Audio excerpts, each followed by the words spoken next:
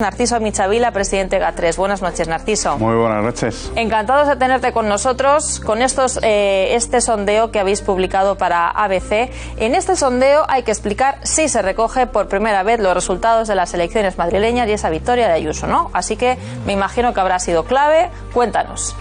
Bueno, a ver, la victoria de Ayuso ya nos da unas pistas de lo que estaba sintiendo parte del electorado español, en este caso el madrileño.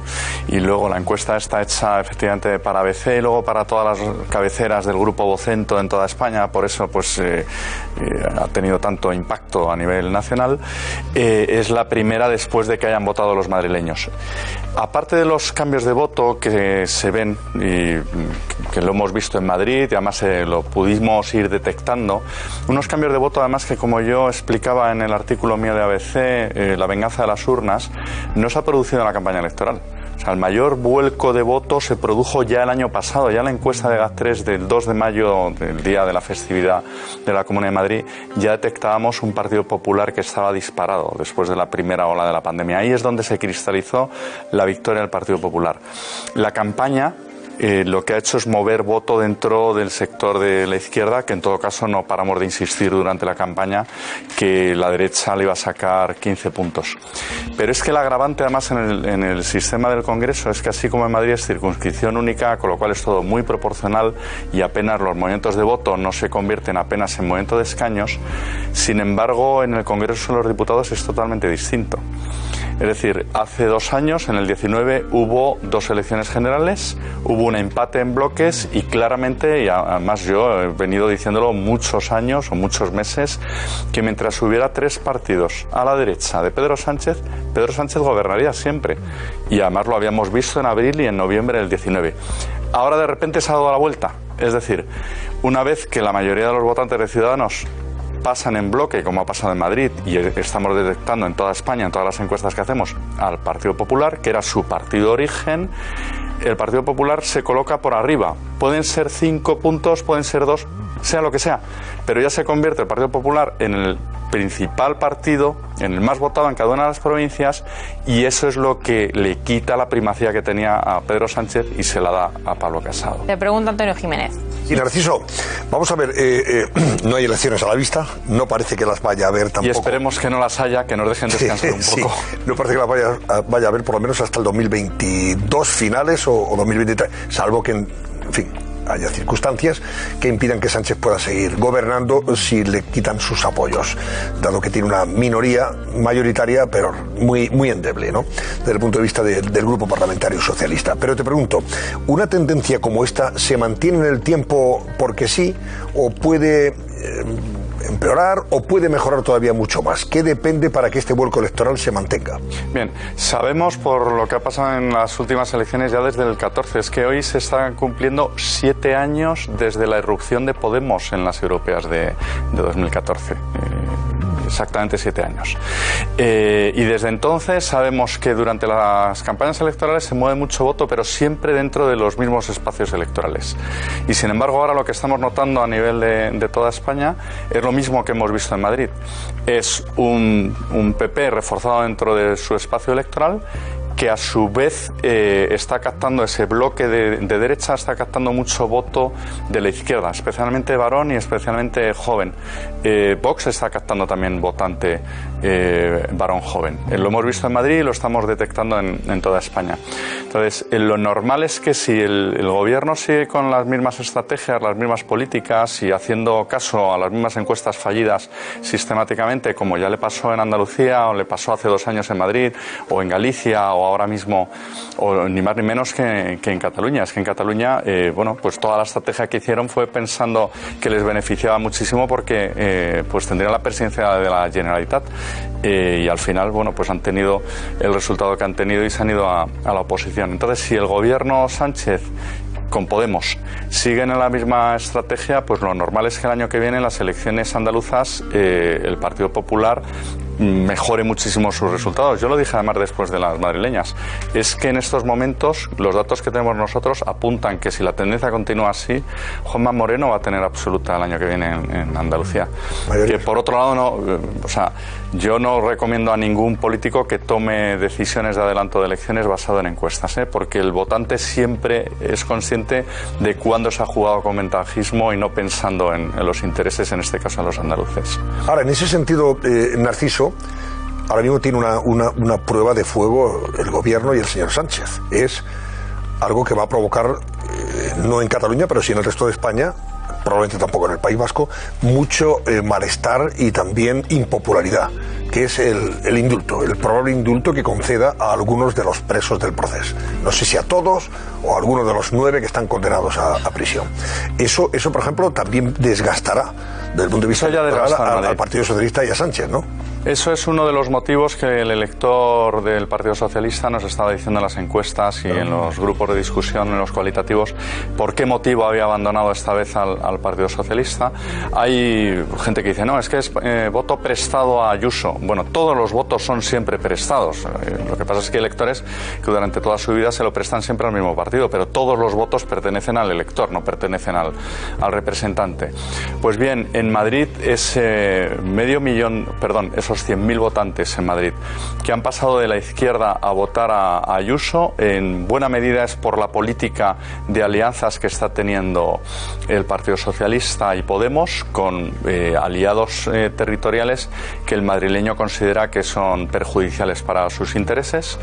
Y luego, por supuesto, también, hay muchos otros conceptos que además yo a todos los políticos les sugiero que los incorporen en sus análisis, aparte del concepto izquierda-derecha, es el concepto modernidad, es decir, qué partido ahora se percibe como moderno, como nuevo, que está presentando, quién ha representado esa modernidad en el caso de Madrid, qué líderes, y sin embargo qué otros líderes pues parece que se están quedando con propuestas, lo que dicen los jóvenes, ¿no?, casposas. Bueno, aparte del concepto abierto-cerrado, es decir, la apuesta en este caso del Partido Popular de Madrid de abrir, es decir, de que cada elector tome las riendas de su vida en sus propias manos, apuesta por la libertad, eso lo detectamos también en muchísimos sectores. Habéis estado viendo antes, por ejemplo, en el sector del agua, en todo el Levante, ¿no? Antonio, si cogemos el mapa de los escaños, de los 350 escaños de toda España, vemos como a lo largo de la democracia ha habido más de 12 escaños que se han ido perdiendo en la zona del Cantábrico y se han ido al Mediterráneo y a Madrid, porque están pujantes, están creciendo en población, están creando empleo. Entonces habrá que intentar hacer políticas de creación de empleo en el Cantábrico para que no se tengan que ir nuestros jóvenes de Asturias y Galicia, pero a su vez habrá que dar agua. Y para un regante y para todas esas familias murcianas o de Almería o de Alicante, su principal palanca de voto es el agua. Al final no son debates de indultos de presos, etcétera, sino que en cada territorio, pues y en Extremadura es el tren y en cada territorio es una demanda concreta. Hay una noticia que publica ABC precisamente mañana en su segunda portada y dice que Sánchez se vuelca en una agenda de recuperación económica para revertir precisamente los sondeos electorales. Claro, te pregunto, la clave aquí es saber gestionar bien los fondos, saber gestionar bien la situación económica y recuperar el empleo. Y me temo que lo que nos están presentando hasta ahora no parece que vaya a servir para todo ello, teniendo en cuenta que incluso se introduce una variable bastante también controvertida, que es la de los impuestos. Si al final te suben los impuestos y no se recupera el empleo por parte de aquellos que lo han perdido, es evidente que los esfuerzos pueden quedar, en fin, en tierra baldía, ¿no?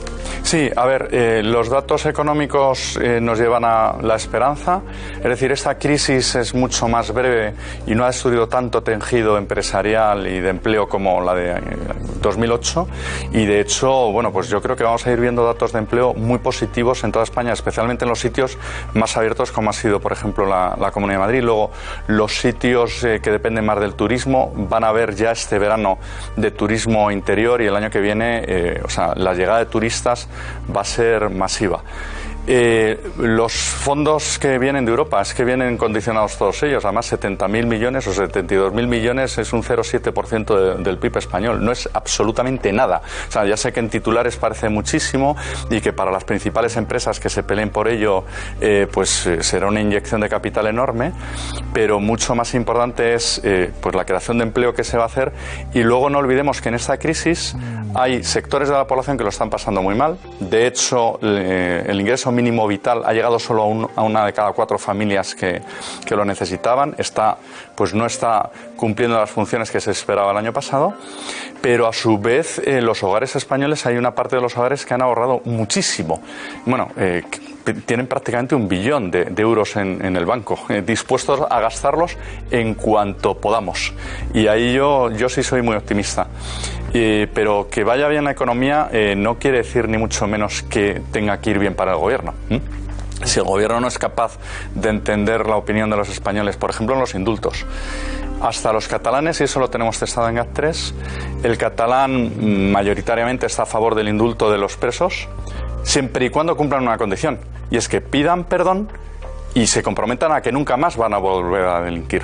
Si eso pasa entre los electores catalanes, no les quiero decir lo que pasa entre el conjunto del electorado español. O sea, no entendería que por ser político se le pueda indultar por haber cometido un delito de la envergadura que supone la sedición, ¿no? Sí, sí. No te vayas, Narciso, a ver, opinión sobre esto que estamos hablando y valorando con Narciso Michavila, este vuelco electoral que se está produciendo en estos momentos, esa tendencia que ahora ya sitúa al Partido Popular como primer partido en cuanto a intención de voto, y que posibilitaría, en el caso de que hubiera elecciones ahora mismo, que la derecha pudiera gobernar de nuevo. PP más Ciudadanos más Navarra Suma, en fin, algún partido más regionalista, el de Asturias, etcétera, etcétera. Todos ellos conformarían una mayoría más que suficiente para poder gobernar. Por encima de los 100. No diga nada, no me creo nada. Tú hasta que Tezano no se pronuncie. Chavila, porque además es que clava siempre las encuestas, siempre, además lo hemos comentado aquí varias veces, sí. Y seguro que tiene toda razón de lo que está pasando. Lo que pasa, lo que yo no estoy de acuerdo, es que yo creo que el gobierno actualmente va a poner todo, o apuesta todo a la vacuna, apuesta todo a la recuperación económica. Sí. Y la memoria es muy, muy débil, y dentro de 2 años, si España ha vuelto a los niveles que tenía, pues a lo mejor ese millón de votos que habla de que han pasado de un lado a otro, pues vuelven otra vez al PSOE. Lo que sí que es verdad es que yo creo que ha habido un cambio, hay un cambio. Me ha gustado cuando ha hablado de modernidad. Yo creo que es un concepto que está más en la gente. Ahora parece lo más moderno, parece el PP, y lo más viejuno, digamos, parece la izquierda. Y eso ha calado mucho en la sociedad. Lo que pasa es que de aquí a 2 años yo no sé lo que va a pasar. Es que lo que nos dice Narciso es súper interesante, y yo no dudo que exista esa tendencia. Pero si echamos un poco la vista atrás, desde el episodio de Murcia aquí, han pasado, ¿qué? 2 meses. En 2 meses ha dado un vuelco.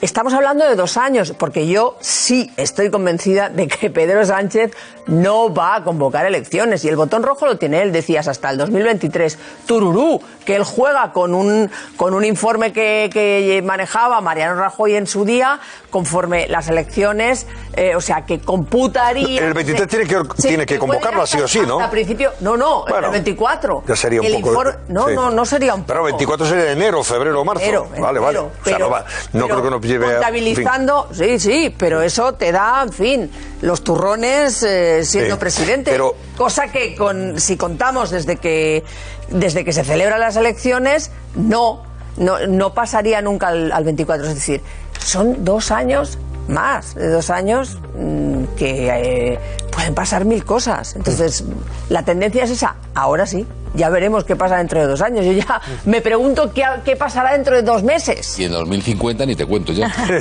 Por eso. Bueno, yo creo que esto ya aleja definitivamente de carpetazo a esa idea, ese fantasma del adelanto electoral que venía desde hace ya 1 año, ¿no? Cuando Sánchez lo veía muy claro, se acaba el coronavirus, nos quitamos las mascarillas, aprovechamos esa euforia social y convocamos elecciones que se hablaba incluso para octubre, ¿no? Para otoño. Eso da carpetazo, pero sí que es verdad que hay una cosa que tenemos que ver. Esto no sabemos, todas estas encuestas coinciden en un ascenso del PP y una mayoría absoluta de la derecha a raíz de Madrid, a raíz que hace 20 días que fueron esas elecciones. Tenemos que ver si esto es una tendencia coyuntural, quiero decir, se ha abierto una veda en Madrid y todo el mundo como que se sube a ese carro, o si de verdad es un cambio de ciclo que se va a consolidar. Hablabas tú también, no subestimemos el poder de la maquinaria del Estado, ¿no? Y lo frágil de la memoria. Queda mucho todavía de aquí a 2 años y yo creo que el Partido Popular haría mal en confiarse o en cualquier atisbo de discurso triunfalista en estos momentos. A ver, Narciso, para concluir, a propósito de lo que has escuchado aquí, ¿a qué conclusión llegas? ¿La memoria es débil, es quebradiza o muy frágil? Dentro de 2 años a lo mejor ya nadie se acuerda de la pandemia, no se acuerdan de los ERTE, de los parados, no se acuerdan ni siquiera de los indultos a los presos del proceso, etcétera, etcétera. ¿Todo eso es posible para cambiar de nuevo el ciclo electoral hay y la una tendencia? frase para entender en general al ciudadano, pero en concreto en su rol de votante, y es que el elector puede ser desmemoriado, pero no es amnésico, ¿eh? O sea, es que además, al que le has sorprendido los datos de Madrid, dices, pero ¿cómo no se iba a producir este vuelco cuando se produjo el año pasado ya en la primera ola, este vuelco social tan potente? O sea, es que no hemos vivido unos cambios sociales tan dramáticos desde la Segunda Guerra Mundial.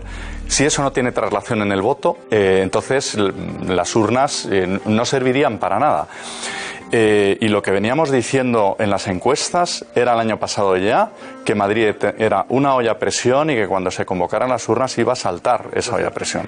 Y ahora yo lo que digo es que en muy buena medida ha habido mucho cambio de voto a nivel nacional por muchas de las políticas, porque es que además, también lo decía en el artículo, la historia de la humanidad es siempre un ciclo permanente de unas élites que van diciendo no pasa nada, si la gente no se enteran del CIS, no se enteran del Consejo de Estado, no se enteran de pues si hay privilegios, si hay muchos altos cargos, etcétera, no se enteran, si es que la opinión pública no hay manifestaciones todos los días, no se enteran y parece que nunca pasa nada hasta que pasa todo de golpe, con la ventaja en las democracias de que ese pasar de golpe pasa de repente todo en las urnas. Entonces, este tsunami que hemos visto en Madrid lo estamos detectando en toda España. ¿Quiere decir que se va a cumplir luego? No tiene por qué. Es decir, si el gobierno oye el mensaje de las urnas, hasta ahora desde luego no ha hecho ese análisis, no ha hecho como Felipe González en el 93 que dijo he entendido el mensaje de las urnas y adoptó unas decisiones. A lo mejor está esperando el verano a tomar toda una serie de decisiones y empezar a conectar con su propio electorado. El gran problema es que quien le lleva la estrategia precisamente no es alguien que haya sido de su partido y que quiera los valores del Partido Socialista. Con lo cual ahí la verdad es que el suelo va a tener bastante complicado. En todo caso, Antonio, las elecciones generales no sabemos cuándo serán, no tendría ningún sentido que fueran este año, pero el año que viene hay elecciones en Andalucía. Y dentro de 2 años hay elecciones en todos los ayuntamientos y en la mayoría de las comunidades autónomas.